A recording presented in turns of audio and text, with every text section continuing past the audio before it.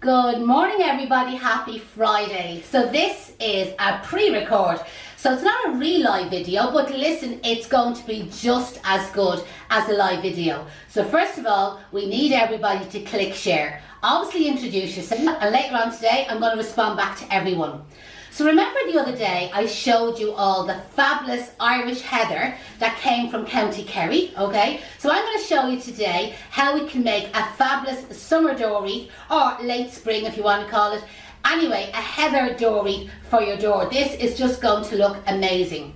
So most of you will be able to buy the heather in your local flower shop. But I see already some of you are able to source it in your own garden or maybe somebody else's garden. So again, have we anybody watching that happens to have heather growing in their garden? I'd say Bernie Hurley down in Portlaoise. I'd say she probably does. I'd say she'd have loads of heather growing. So what you're going to do is get your stems of heather and cut it up into chunky pieces. So rather than cutting off the little individual pieces at the side, cut into the main branch and kind of get like more chunky sort of pieces. Do you see like that? So can you see out of that one sprig the way I was able to get 2 or 3 pieces, okay? And what you're going to do is you can either wind them together with the reel wire. I'll give you a list of the ingredients that you will need. So we will be using a roll of this, I call it reel wire, as in R-E-E-L. Lots of people call it mossing wire. So you can just get a bit of reel wire and you can wrap it around the bottom of it. But normally when I'm sending out a kit, I normally send out a bunch of 20 gauge wires. So one of these wires will do, any florist wire. All I'm doing is I'm making a little hairpin bend, resting it on the bottom and winding the wire around 3 or 4 times.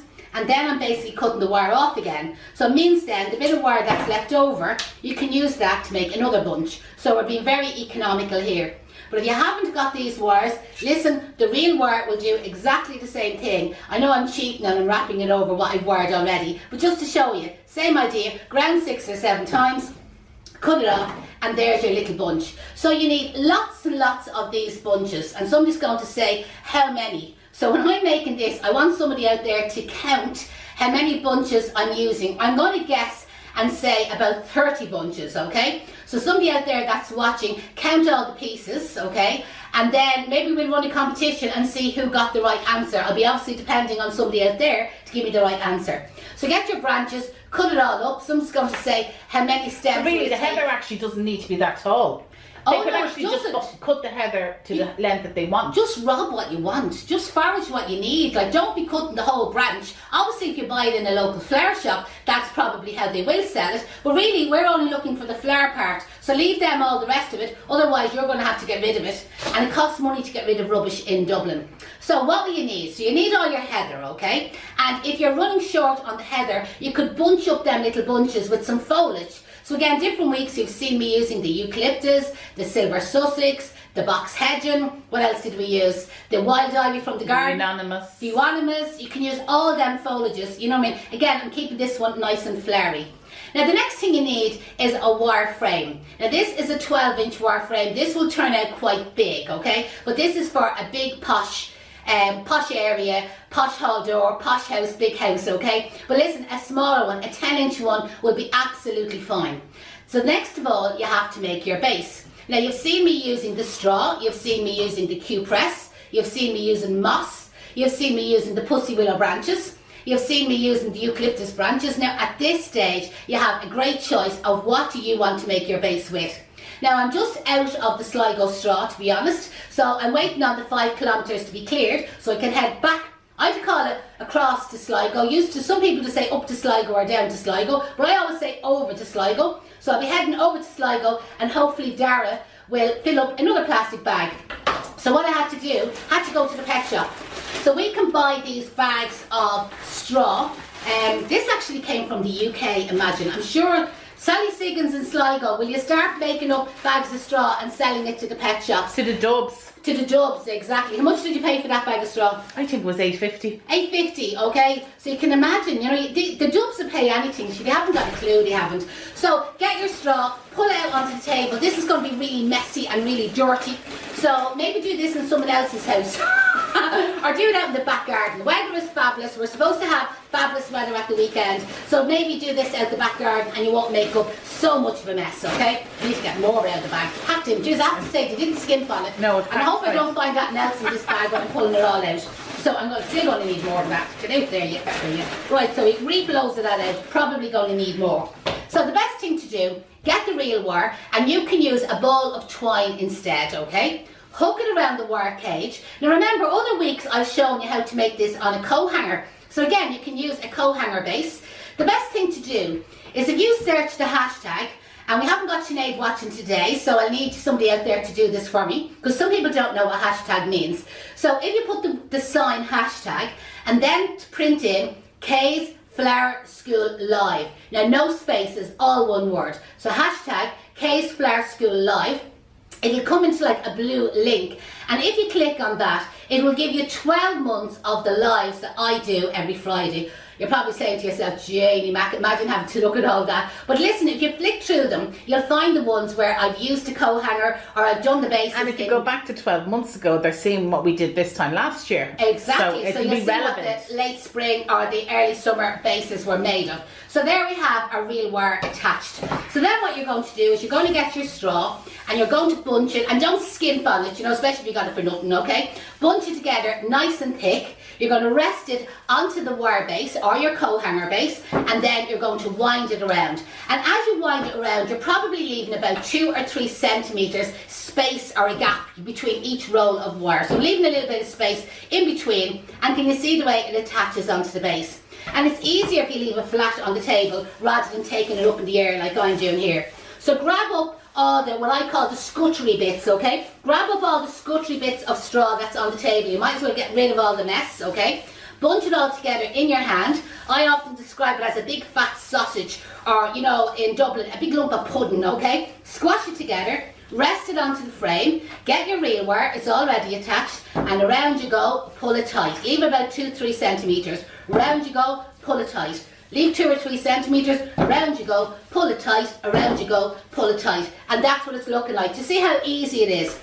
If there's any kids in the house, kids will absolutely have a ball making these. And listen, do it outside, okay, because they make a right mess. But it doesn't matter if it's put on untidily. And it doesn't matter if one lump of the straw is a bit skinnier or a bit fatter than the previous one. It really is not going to make any difference. This is just the base that we're going to place the heather on, you know, the way for your actual door wreath.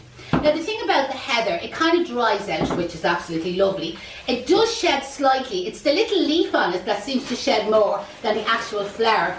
So if you can hang this on an outside door rather than an inside porch door, because what will happen is every time the kids go in and out the door, it'll get a little bit of a bang, and you'll kind of find you'll have the hoover out, the Dyson will be out, hoovering it all up. So again, I'm picking up all the little scuttery bits, grabbing it all in there, resting it down onto the frame, and around we go with the reel wire. And don't worry that it looks a bit untidy looking the first time, because I always go around a second time, and the second time round I kind of tidy it up and it looks an awful lot neater. So again, a little bit untidy here and there, and by accident I've actually caught in a little bit heather, but that's absolutely fine. Now I need to get more out of this bag. I have to say, they didn't skimp on putting the straw into this bag here, but they've given us absolutely loads. But Janie Mac, I need to get all my strength in there to pull that all out. I don't know how many frames you'd get made out of that bag. You'd get loads anyway. So again, bunch it up together, squeeze it in your hand that it's like a fat sausage, rest it onto the base, and around you go, pulling the wire really tight. Now, maybe the first, second time you do this and you might leave too much space in between the wire, that's fine. Or you might leave too little space between the wire, that's a grand as well. It just means you'll run out of wire probably quicker. But a roll of that wire will probably make about 4 or 5 of these wreaths, depending on how much wire you use. So it'll last you for ages, and it's not that expensive. So again, I think I'm on the last piece here, sitting it in, and around I go with the wire again. Now what I do now to make it look a little bit neater and a little bit tidier is I go around it with the wire a second time. I never feel that I have to add, I was going to say moss, any extra straw on. I'm just going around with the wire just to make it a little bit tidier, a little bit neater looking, and also it makes it nice and solid. Now these are also bases that we could make our Christmas wreaths on. Now, I know you're probably saying, Jamie Mac, the summer hasn't even come, and she's talking about Christmas already.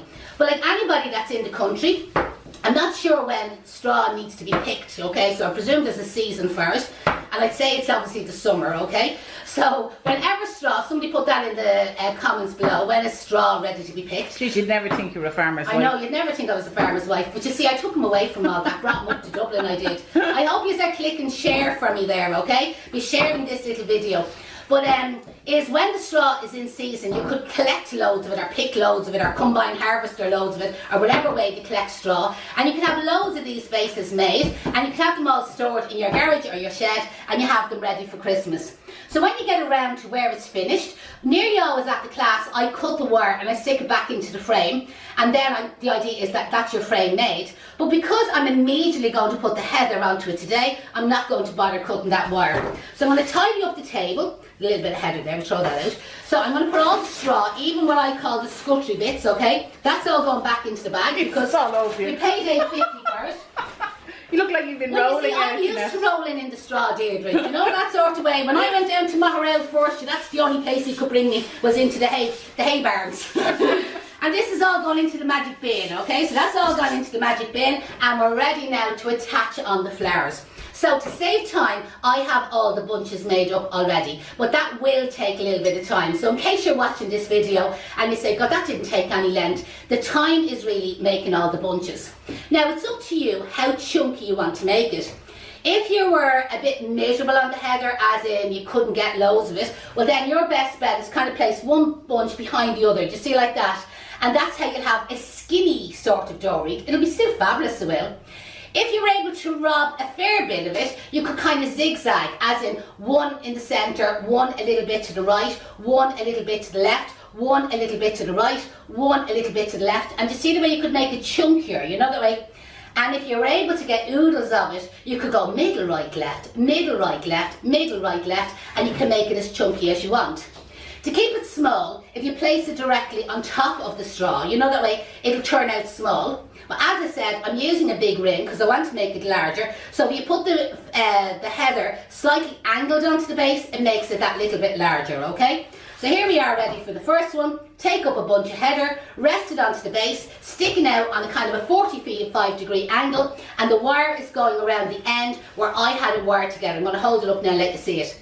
So there you can see the bunch. It's sticking out, you can see there, on a 45-degree angle, approximately. Wasn't great at the maths in school, but roughly like that.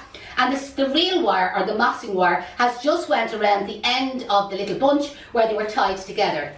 Now, rather than keeping your wire in the same spot, what you need to do is kind of move away from it. So pull the wire over on an angle and just go around the straw once, just for the sake of it, okay? And that gives you room to get the second bunch, and the second bunch is going to slightly overlap, but this time it's resting onto the straw base. I'll show you now what I mean. So there we go. Can you see the way that one is resting onto the straw base? But you see the way I still have a little gap here, right? So into that gap, I'm going to get another bunch, and I'm going to place it on a 45-degree angle, and around we go with the wire there to hold it. And again, I'll wrap the wire around the straw just for the sake of it, just to move back a little bit, just catching here in my hand, and I'll just hold it up so you can see what's happening.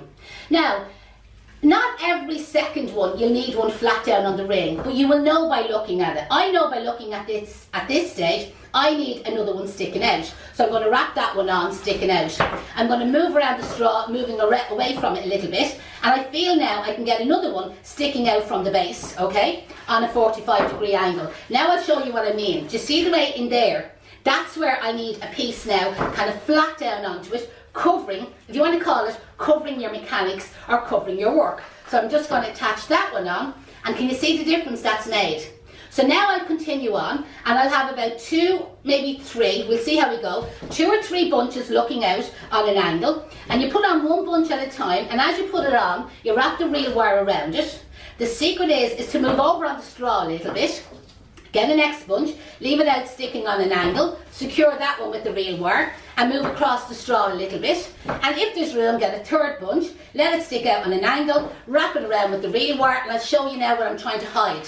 Do you see all the raw ends there? Do you see the messy bits, okay, your mechanics? So now I'm going to get a nice fluffy bunch, rest it on that way, and you see the way it's going to cover the mechanics, okay? And that's how you can make it as chunky as you wish and as full as you wish. So again, I'm moving around the straw, moving kind of around the base a little bit, And I hope there's somebody out there counting all the pieces, because somebody always asks me at the end. And listen, I can't talk and smile and entertain you and be counting the bunches at the same time. And Deirdre's probably trying to watch the camera here and watching the time. So listen, she's enough to do. So somebody be counting all these bunches for me, and then you can tell us afterwards. You can put it up in the comments. And the rest of you, if you want to maybe run a little competition there, you never know, we'll always have a little prize. Start guessing how many pieces you think it'll take. I think I gave you a little bit of a hint at the beginning. So here I have 3 more pieces sticking out on an angle. And you can see the way I have my messy mechanical bit. So again, I get a piece, add it in flat, covers that in, and there you go. This is what it's looking like so far. Isn't it absolutely gorgeous? The smell of the heather is absolutely beautiful. And I would presume in the Highlands, so you obviously as all know, we have a sister Sinead who lives in Scotland, in Inverness. We have lots of students that are from Scotland as well that are attending our online courses. So heather is a real Scottish flower, isn't it? You know what I mean? So you should have... Oh, no, that's the thistle, isn't it? Will you stop singing there? Or is that Edelweiss or Edel something? Or I haven't got a clue anyway, but you just know yourself. We're as thick as planks here we are.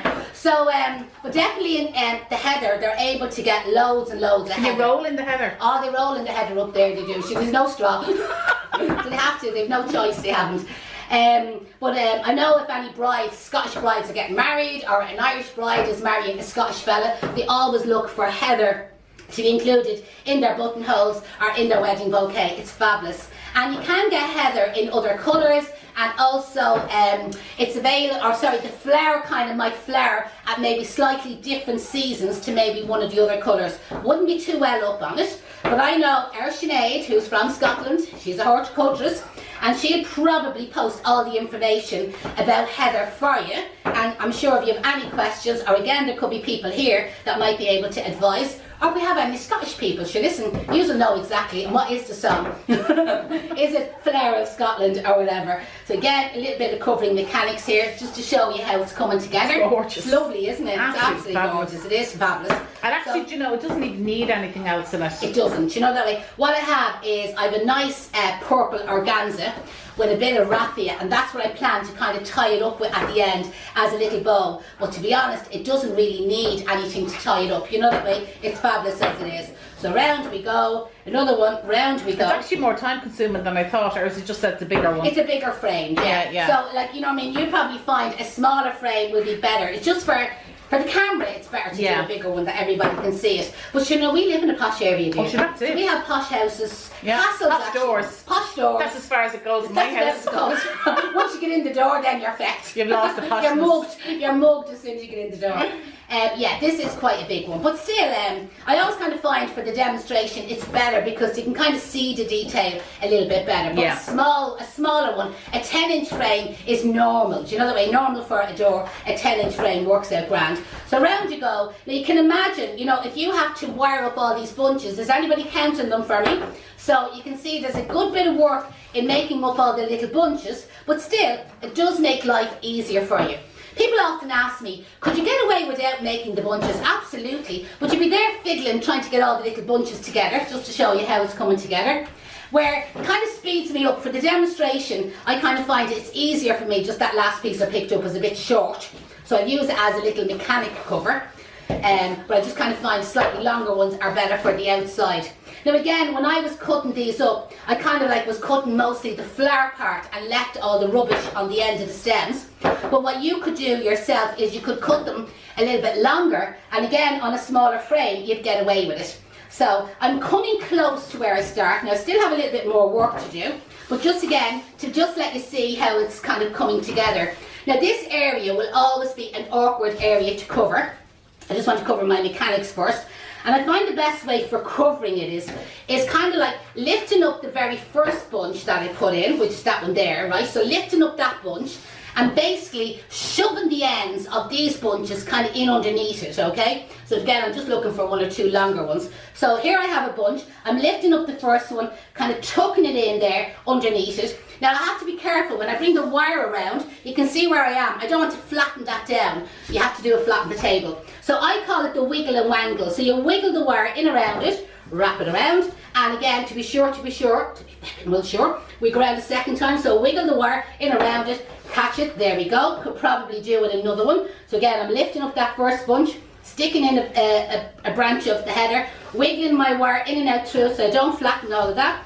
And you'll always have a little bit of untidiness where you finish, and that's where you can always tie on the bow. But to be honest, if I didn't point it out to you, you'd probably get away with it. I'm going to add in one more little bunch now for covering. So again, I'm just chucking up there, flattening that down just to kind of cover the mechanics. And again, a little bit of wiggling the wire in and out through here so I don't flatten it down too much. I could possibly do one little bit more, in there. Yeah, I think, yeah. There we go. So again, lift that up. It's like kind of hiding the end of it, you know, in underneath there. So you hide down there, get my wire, wiggle it, wiggle, wiggle, wiggle, wiggle, wiggle, wiggle. Down you go. There we go. And that's how you basically get it kind of finished off. So it's still a tiny little bit of a gap there, haven't I? Will I get in one more? Or if I just, it's like fixing your hair. Do you see that new purple shampoo, dear? Did you try it? Oh, it's gorgeous. It's Oh, brilliant. I tell you, what do you think? John Frieda. John Frieda shampoo. Used it there the other night. We were at an event. We were doing a little bit of artwork. You've probably seen us. I think we spent more time drinking than we did painting. But anyway, it was a good bit of laugh. So at the back here, I'm just going to cut off the wire, the real wire. And the bit of wire that's left over, I'm just going to stick that into the straw just to basically hide it. And that's secured in. And there's our base there so far. Now you could use that without putting any bow on it, but I had some purple organza, so I just kind of think this will look nice, okay? So I'm going to say a yard. You know me, yards, meters and arm stretches, they all mean the same thing. So from one shoulder, the length of your arm, a little bit extra, stick your chest out to be on the safe side, get your organza and just cut straight across. Now, squashing the organza. People find the organza difficult to work with because they try to keep it real smooth and neat, okay? Squash the hell out of it, and you're pretending that you're putting a scarf on and you're wrapping it around your neck, only you physically are not putting it around your neck, okay? So again, around your neck, pretend, and you're wrapping it under your chin. I'll kind of show you here against the screen. And we can trim these afterwards, and you can decide how big or how small you see you want the neck, right? Keep that all squashed in nice and tight. Now this thumb here, I call that the back of the neck, and this thumb down here, I call that the front of the neck. So I'm going to bring the back of the neck into the front of the neck and squash it in real tight, okay? Don't try to fix the bow. You can either use a string or a wire. Because I have a wire here handy, I'm going to wrap the wire around just the once, squeeze the two pieces of wire together, wrap one piece of wire around the other, leave the wire long, I'll tidy it up afterwards. I'm now going to go back and I'm going to open out the organza, sit around and I'm going to fluff it out, okay? So where I had it all squashed when I was making it, you can see now I'm fluffing it all out and opening it out nice and fluffy, and I want these tails shorter. So I'm just grabbing the two of them together, and I'm not even going to do any fancy cut. I'm just going to cut straight across the same way I cut my fringe. I think actually my fringe could do with a bit of a trim again. Again, fluff that out a bit, and there's our little bow. The next thing you can do is you could get a little bit of organza, or not organza, hessian.